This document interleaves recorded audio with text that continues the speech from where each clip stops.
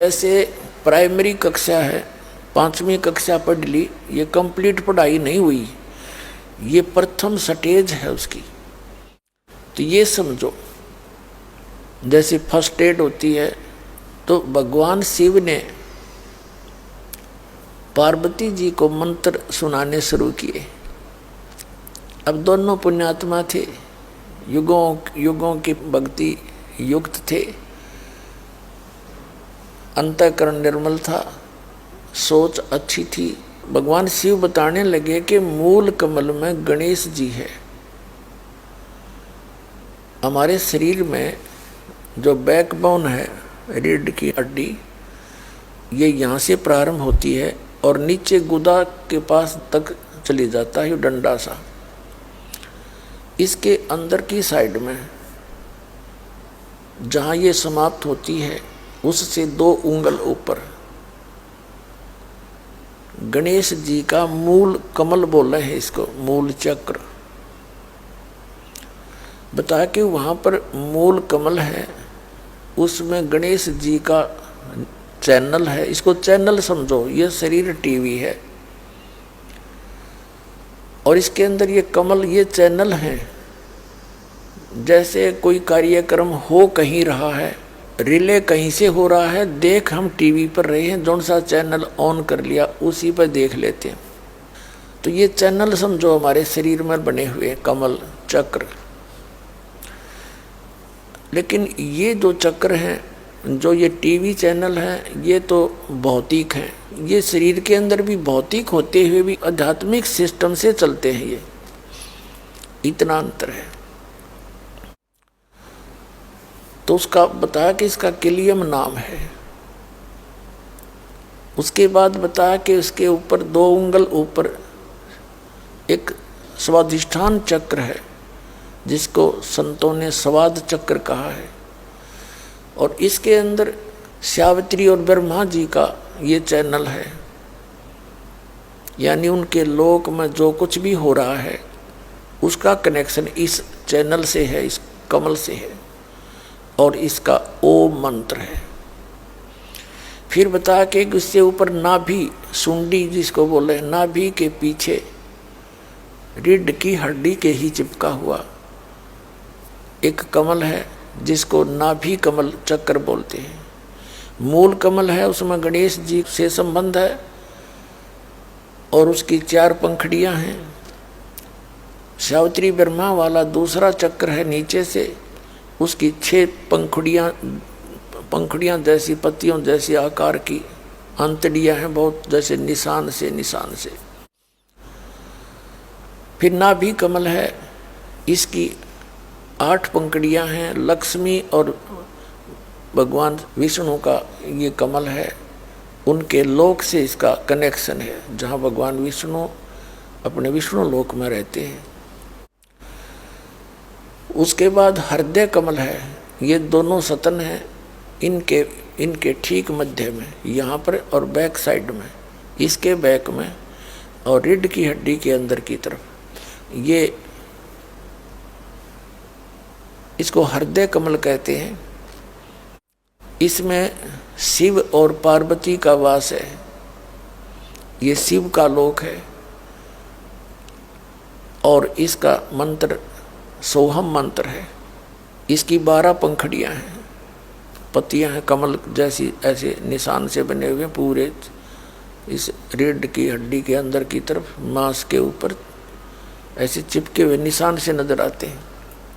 उसके बाद कंठ कमल है।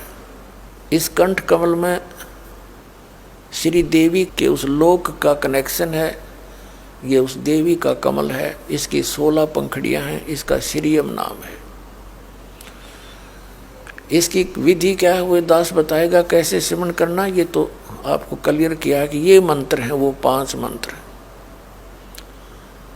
तो ये 500 नाम जब बताने लगे, शिवजी भगवान बता रहे थे, जब कंठ कमल तक बता दिया, उसके बाद बता के इससे आगे सहस्रार कमल है, त्रिकुटी कमल है एक।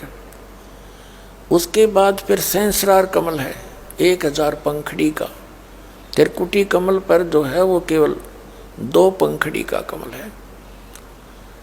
और एक सहस्रार कमल है जिसमें ये काल ज्योति निरंजन का कमल है। और त्रिकुटी कमल ये एक ऐसा स्थान है जैसे प्रत्येक देश में प्रत्येक देश का एक राजदूत भवन होता है, और त्रिकुटी से ही सब प्राणियों को फिर आगे जहाँ जाना है वहाँ से उनका आगे जाने का रास्ता फिर वहाँ से शुरुआत होती है, जिसने जहाँ की साधना कर रखी होती है। अब कंठ कमल तक जब बताया गया, पार्वती वो कहती चली गई उसका, क्योंकि वो तो पुण्यात्माएं थी, जल्दी ही उसका ध्यान उन कमलों कर, क्योंकि दिव्य दृष्टि जब खुलती है तभी इनके दर्शन होने शुरू हो जाते हैं। कौन सा कमल कहाँ है, जो बताया गया सही है, मंत्र जाप करती रहे, फिर अगला किया, फिर अगला किया। तो फिर कंठ कमल से आगे जब त्रिकुटी की तरफ चली तो पार्वती बोलना बंद कर गई, यस करना बंद कर गई। पहले तो हाँ हाँ हाँ सही बता रहे हो आप, ऐसा ही है, वो तो चुप होगी। और जो जैसे भगवान शिव ने जब ऐसे ताली बजाई थी, 3 ताली बजाई थी, आवाज करी थी, उससे क्या हुआ कि जो अंडे थे स्वस्थ उस सूखे वृक्ष की खोगड़ में, उस सुराख में, तो अंडे जो स्वस्थ थे वो तो पक्षी बन गए, तोते, उसी से में उड़ के फुर्र गए। एक गंदा अंडा था जो खत्म हो लिया था, उसमें दोबारा कोई प्रक्रिया होने की संभावना बहुत कम रह गई थी। अब क्या हुआ, और वो जैसे पुण्यात्माओं ये अस्थियां जो उठाते हैं ना, अस्थियां क्यों उठाते हैं,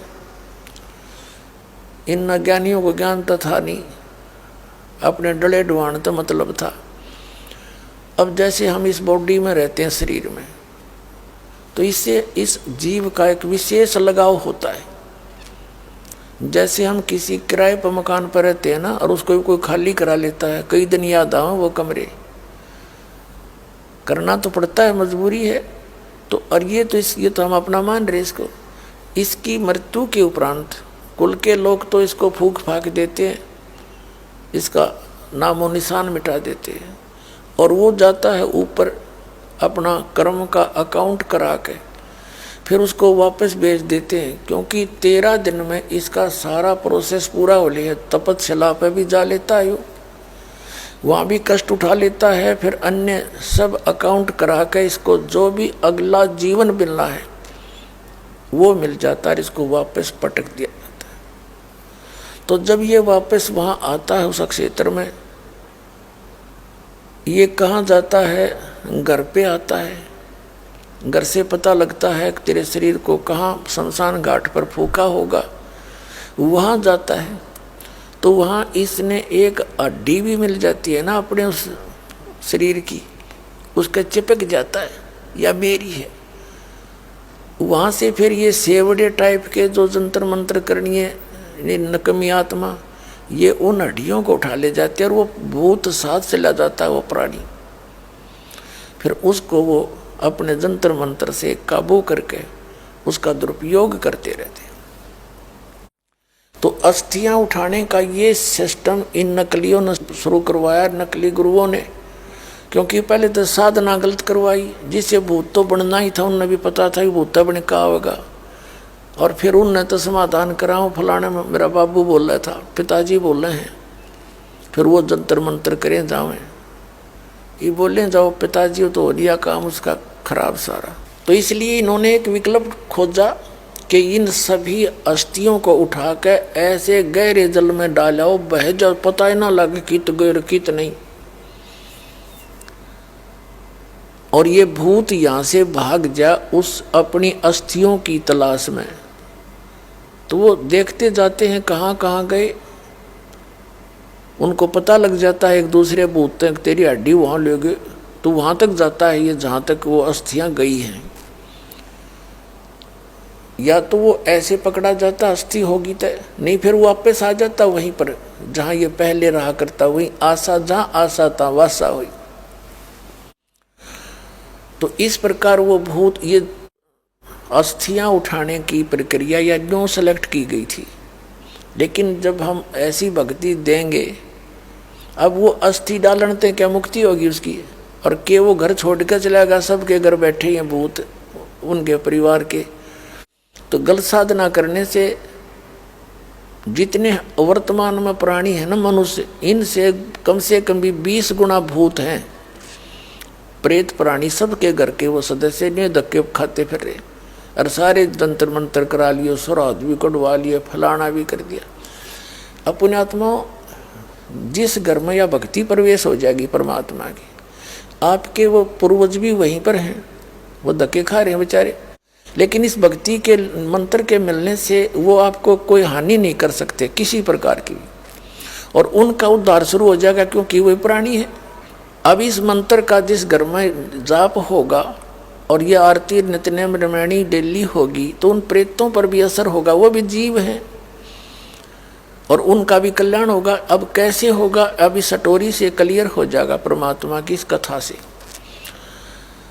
अब वो एक आत्मा का, जैसे कई आप देखते हो गर्भपात से मरण होता है, जैसे आपने श्री महावीर जैन जी का इतिहास दास ने बहुत बार दिखाया, उसमें उसके कई लाख बार तो गर्भपात से मरण होया, यानी जीव था, उसका संस्कार ऐसा था कि गर्भपात, इतना ही मनुष्य जीवन था उसका, कुछ महीने 2 महीने 6 महीने का, वो गर्भपात होकर मर गया और नेक्स्ट जूनी उसने प्राप्त करी। तो इसी प्रकार एक आत्मा का उस गंदे अंडे में इतना ही संस्कार था, उसने वो जन्म उसमें प्रवेश होना था और उसका खत्म होना था। ये समझ लो गर्भपात था उसका, वो खत्म हो जाता वो जीव। अब अंडा जब गंदा हो गया था और वो आत्मा के निमित्त था, उसकी बॉडी थी वह, तो वो आत्मा उसके चिपकी बैठी रही,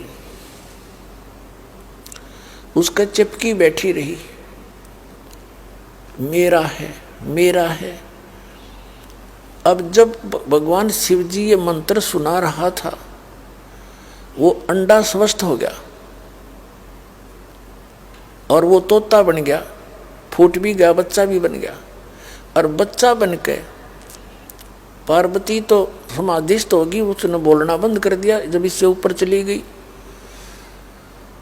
क्योंकि इस हमारे शरीर में बहुत से ऐसे नज़ारे हैं इन चैनलों के माध्यम से, जिसका जो चैनल ऑन हो जाएगा उसमें वो उस जैसे जो टीवी ऑन कर दिया उसमें जो भी कार्यक्रम चल रहा है वो दिखाई देने लग जाएगा।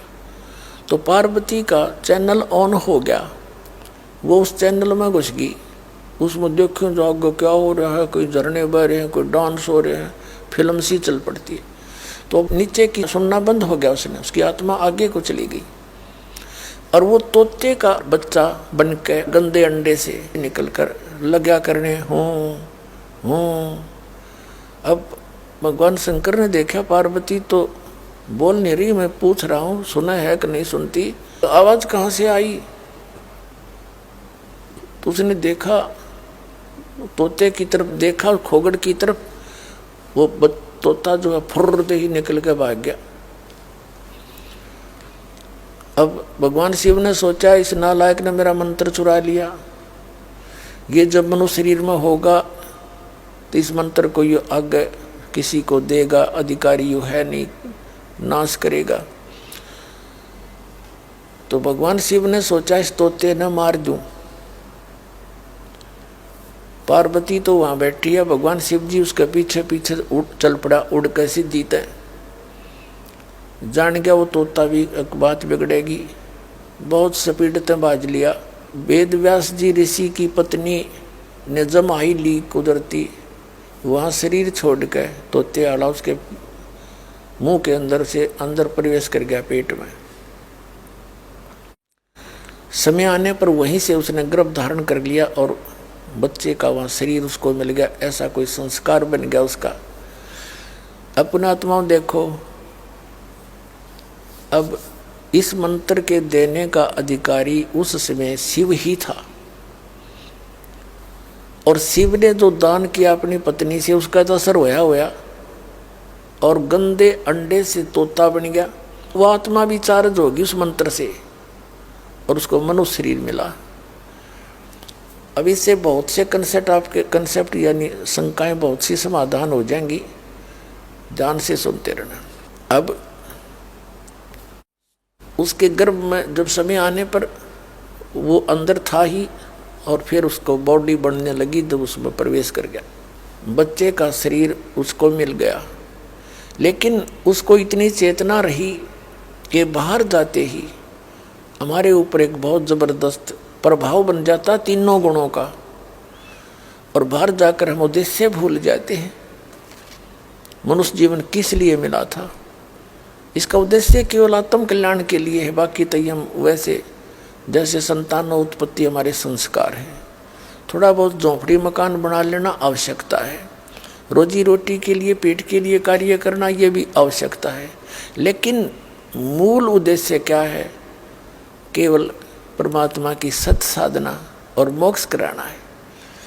तो ये हम भूल जाते हैं, और जो परंपरागत हमारी क्रियाएं हैं, जो जैसे भी जिस परिवार में कुल में जन्म होता है उन्हीं में हम रंग जाते हैं और उद्देश्य भूल जाते हैं। तो इस डर से वो बाहर नहीं आया कि बाहर जाते ही तीनों गुणों का प्रभाव, त्रिगुणमयी माया, रजगुण ब्रह्मा, सतगुण विष्णु, तमगुण शिव जी से निकल रहे ये तरंगें ये जीव को अचेत कर देती है। तो ये 12 वर्ष तक माँ की गर्भ से नहीं निकला। 12 वर्ष जब हो गए तब भगवान शिव आए पीछे पीछे। तब उसी समय की कहानी है। शिव जी आए पीछे पीछे और उसको कहने लगे व्यास की पत्नी को कि हे व्यास की पत्नी, तेरे गर्भ में मेरे मंत्र का चोर है, मेरे ज्ञान का चोर है, इसको मैं मारूंगा। अब उसकी व्यास की पत्नी कहने लगी महाराज मुझे तो ज्ञान नहीं, क्या बात होगी, कुछ कहानी सुनाओ। कि इसने मेरा मंत्र सुन लिया, पार्वती को मंत्र दूं था, ये ऐसे ऐसे था, क्या बात हुई, कैसे छुपा रहा ये, और ये मेरा मंत्र सुनकर ये अमर हो गया, और इस मंत्र को यू आगे और बताएगा तो समस्या हो जाएगी। तो व्यास की पत्नी कहने लगी हे महात्मा जी, हे भगवान, एक तरफ तो आप कहते हो आपके मंत्र सुनते यू अमर हो गया, वो अमर हो गया तो आप मारोगे कैसे इसको? अब शिव जी इस बात से परिचित हुए सचमुच, जब तो वापस आ गए। फिर 12 वर्ष तक ये गर्भ से बाहर नहीं आया इस डर से। अब देखो पुण्यात्मा, इस अध्यात्म शक्ति के कारण जो भगवान शिव से इसने वो सुना था, उससे उसमें इतनी चेतना होगी, इतना चार्ज हो गया, अपनी सब इच्छा से बाहर नहीं आया और वहाँ बैठा रहा। तब तीनों देवता इकट्ठे होकर आए। उसकी माँ ने उसका गर्भ में नाम रख दिया सुखदेव। बेटे ने मेरे को कोई परेशानी नहीं इसके गर्भ में रहने से, नहीं तो 9 महीने में माता परेशान हो जाती है। और व्यास की पत्नी कहती है कि इस पुत्र के बच्चा अंदर है, मुझे कोई दुख नहीं। उसका सुखदेव, एक तो सुखदेव, इसके 2 नाम रखे गए, एक सुखदेव, सुख माने तोता और सुखदेव माने सुख देने वाला। तो माँ तो क्या करती सुखदेव, वैसे ऋषियों ने नाम धर लिया इसका सुखदेव, क्योंकि तोते से इसकी शरीर से इसका फिर आगे चला था जीवन। तो तीनों देवता आकर कहने लगे सुखदेव तू बाहर आ जा, तेने तो हमारी सारी परंपरा खराब कर दी। 12 वर्ष तक माताएं तो चलो आपके अंदर तो ऐसी व्यवस्था है परमात्मा की कृपा से, आपकी माँ तो दुखी नहीं, लेकिन ऐसे जब बिगड़गी सारी परंपरा तो 12 वर्ष तक माताएं कैसे गर्भ में बच्चों को रखेंगी? 9 महीनों में तंग हो लेती हैं। तो बाहर आ जा। तब इसने कहा कि मैं बाहर नहीं आ सकता भगवान, क्योंकि बाहर आते ही आपकी या त्रिगुणमयी माया जीव को ऐसा भ्रमित कर देती है, इसको पता नहीं रहता मेरा उद्देश्य क्या था। नए सिरे से पढ़ाया जाता, यो तेरा चाचा, यो तेरी चाची, यो तेरा माँ, यो तेरी बुआ, यो पापा, यो दादा और दादी, और क्या उद्देश्य है वो भूल चुका होता है। इसलिए परमात्मा आते हैं, संतों को भेजते हैं, इस भोले आदमी ने फिर जगाओ, इसकी नशा उतारे, काल की भांग उतारे, बाहर आते ही इसके ऊपर ऐसा असर हो जाता है। तो इसने कहा मैं नहीं आ सकता, आप अपनी या माया रोक लो थोड़ी देर, जब मैं बाहर आऊँ इतना अब ये कहने लगे भाई इतना प्रेशर मारे तो बिना रुक के ज़्यादा देर हम रोक नहीं सकते, ये हमारे बस की बात भी नहीं है, हम तो इतनी देर तो रोक सकते बस, यानी एक क्षण सेकंड का भी कुछ हिस्सा, इससे ज़्यादा हमारे बस की बात नहीं, इसको रोक सके। तब उसने कहा कि तुम इतनी देर रोक दो। कहते तीनों देवा थम भी माया और उधर गर्भ से बाहर आया, तब वो बाहर आ गया एकदम सेकंड के अंदर, वो तीनों देवता चले गए। वह चलियो तो मुकदमा हल होया। अब जो दास आपको बताना चाह रहा है कि भगवान के दर्शन से नहीं, उस मंत्र से लाभ होगा। अब सुखदेव की कहानी तो अलग बन जाएगी, उसको छोड़ देते हैं, हम फिर वापस आते हैं। उधर से पार्वती जी फिर वापस आई, जब ऊपर सारे सिनेमे सिनामे देख लिए उसने, तब उसकी समाधि टूटी, वापस आई तो फिर वो मंत्र जाप करने लगी। उस मंत्र के डेली जाप करने से पार्वती जी का इसको इतना अमृतव मिल गया, जब तक भगवान शिव रहेंगे इसकी मृत्यु नहीं होगी, फिर ये दोनों मरेंगे और ये प्राणी कहीं किसी अन्य योनि में चले जाएंगे। अन्य आत्माएं, पुण्य आत्माएं जो, उनमें से एक शिव और पार्वती फिर से काल सेलेक्ट करके ऐसे ही प्रोसेस उनका फिर बना देता है।